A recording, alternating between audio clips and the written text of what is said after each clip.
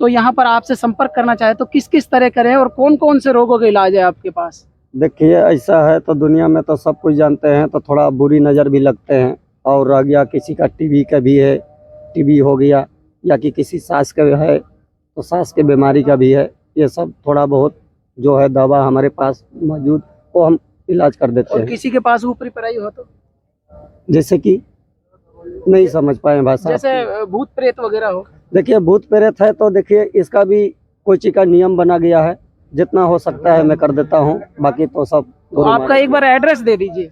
Address देखिए, हमारा तो कोई नेकी नहीं होते हैं, हम तो अलख निरंजन गोरखनाथ वाले हैं।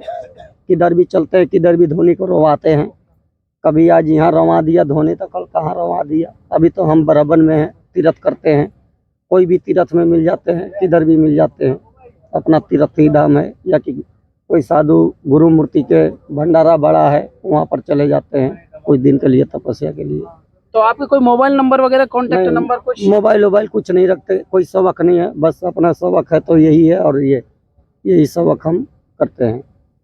नमस्कार दोस्तों, लगातार हम आपको त्यागी तपस्वी महान संतों के दर्शन करा रहे हैं और उसी श्रृंखला में आज हम ऐसी तपोभूमि पर आ पहुंचे हैं, लक्ष्मणगढ़ तहसील गांव जावली के अंदर।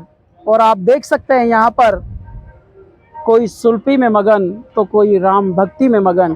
तमाम जानकारियों से मैं आपको अवगत कराऊंगा। यहाँ पर काफ़ी बाबा लोग मेरे साथ में यहाँ पर मौजूद है। नमस्कार बाबा साहब। एक बार थोड़े से कैमरे की तरफ देखते जाइए और आप अपनी सुल्फी भी चालू रखिए। दो शब्द हम आपसे भी जान लेते हैं, क्योंकि इस तपस्वी जगह आने का कारण क्या है हमारा, इसी चीज़ से हम लोगों को अवगत कराते हैं। लगातार इस चैनल के माध्यम से त्यागी तपस्वी महान संतों के दर्शन कराते हैं। शुभ नाम जानना चाहेंगे आपका? जीतू नाथ जी कहते हैं। जीतू नाथ जी, जी नाथ संप्रदाय से हैं। हाँ जी। तो आपने क्या कारण हुआ कि जो आप इस साधु वेश में आए? कारण क्या है, कोई साधु सोचा और समझ के बनता है क्या? हमारे भाग में लिखे थे, साधु फकीर बन गया। कितनी साल की उम्र में आप साधु बने थे? हमारा तो छोटा उम्र से ही फकीरी है, अपना घर के चीज रखा हूँ। 10 साल की उम्र में फकीरी ले लिए। 10 साल की उम्र में साधु बन गए, तो क्या आपको ऐसा क्या लगा कि भाई ये संसारिक मोह माया छोड़ देनी चाहिए? क्या बात? एक चीज बताए जी। ये साधु संतों का दुनिया है। साधु संत या भगवान कोई भी हो, माया मोह में ही जीता है, और माया मोह बंद नहीं होता है। धरती पर माया मोह कभी बंद नहीं होते हैं। वो तो लोगों का सोच है, तो साधु संतों का माया मोह बंद है। अगर माया मोह नहीं होता तो इतना बड़ा रचना, ये यज्ञ क्यों होता? साधु के माया मोह है, तब तो इतना बड़ा यज्ञ अपने लिए कर रहे हैं कि आप लोग के लिए कर रही है। किसके लिए किए ये आप? जनता के लिए किया ना, संसार के लिए किया ना। तो माया था, मोह था, तभी तो किया ना। तो ये मत कहिए तो माया मोह नहीं है। माया मोह तो देखो सबसे है, सबसे लगाव है, सबसे प्रेम है। और हम ठहरे साधु फकीर, हम तो देखो तपस्या करने के लिए बने हैं। अब उनकर चरणों में हम तपस्या करने आए हैं। अब उनकर चरणों में तपस्या कर रहे हैं तो कुशल मंगल उनकर भंडारा आनंद हो जाए, और हमें क्या चाहिए। लेकिन आज के इस कलयुग में आप क्या कहना चाहेंगे आम जन को? कहना का एक बार खींच लीजिए, आप सुन पे खींच लीजिए। ये आज के बच्चे हैं, आज के तुम लोग हो जो चप्पल पहने के धो पाए। चल पीछे चल। बच्चे का यही है, जो माँ बाप खुद को नहीं शिक्षा देते हैं, बता बाबा क्या शिक्षा देगा उसको? खुद को बच्चे लोग के शिक्षा खुद माता पिता को देना चाहिए।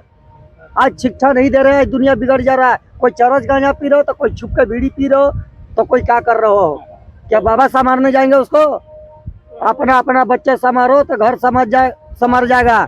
घर संवर गया तो गांव संवर गया, गांव संवर गया तो पूरा जिला संवर गया, जिला संवर गया तो पूरा देश संवर गया। देश ऐसी नहीं सुधरते। अपने अपने पहले बच्चे के कंट्रोल रखो, अच्छा शिक्षा बताओ। जब पुरखों ने नहीं बताए थे तो छोटा बड़ा देख के बोला करते हैं। बड़े करके बोल रहे हैं, छोटा का अजी कह के बोल रहे हैं। ऐसा नहीं होते हैं। बड़ा है तो उसका बड़ा के सामान दो, छोटा है तो छोटा का कदर करो।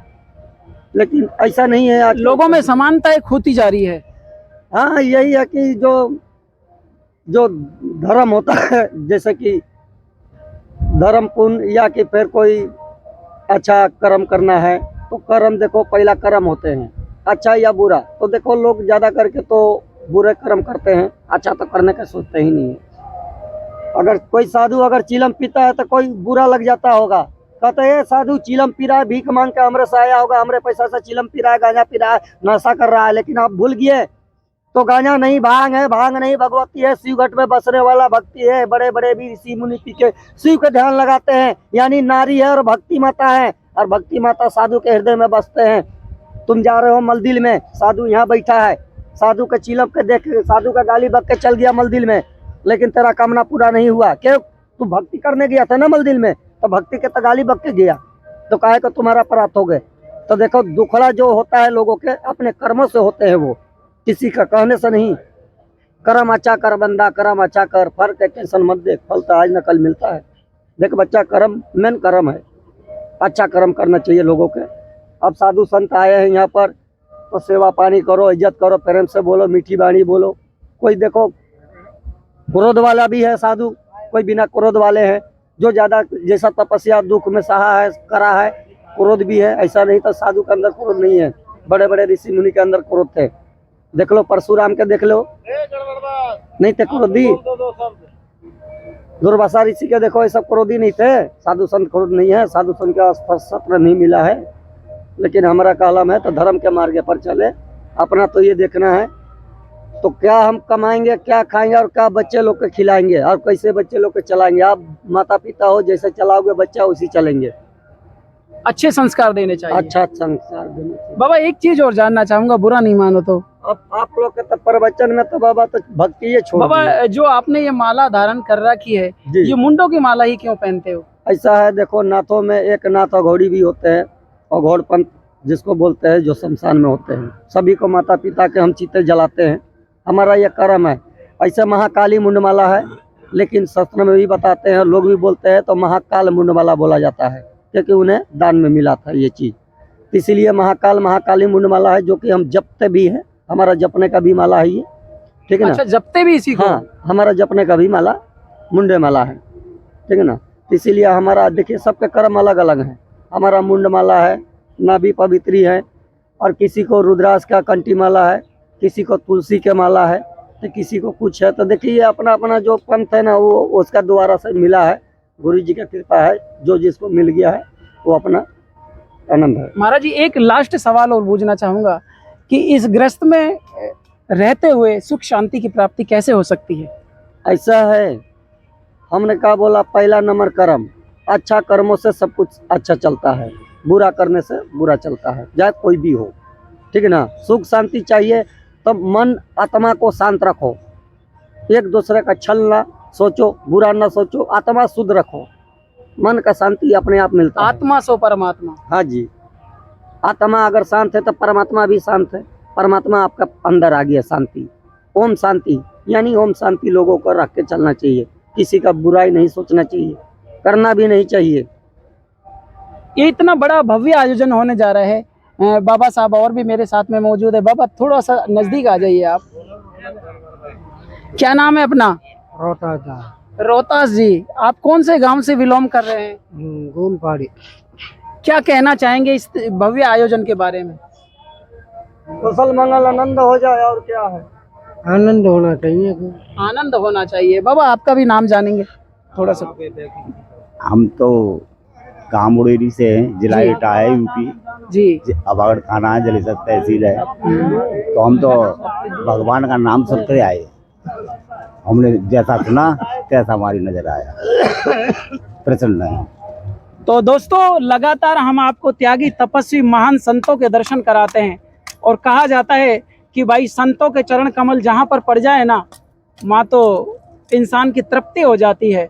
और आप देख सकते हैं कि इस विलेज के अंदर में आया हुआ था, और एक अघोरी संत फक्कड़नाथ संत के मैंने आपको दर्शन कराए। उनके मुखारविंद से कुछ ऐसी जो जीवन में काम आने वाली बातें हैं वो उन्होंने सुनाई है। आज की वीडियो में बस इतना ही, हम आपको नेक्स्ट वीडियो में दोबारा मिलेंगे।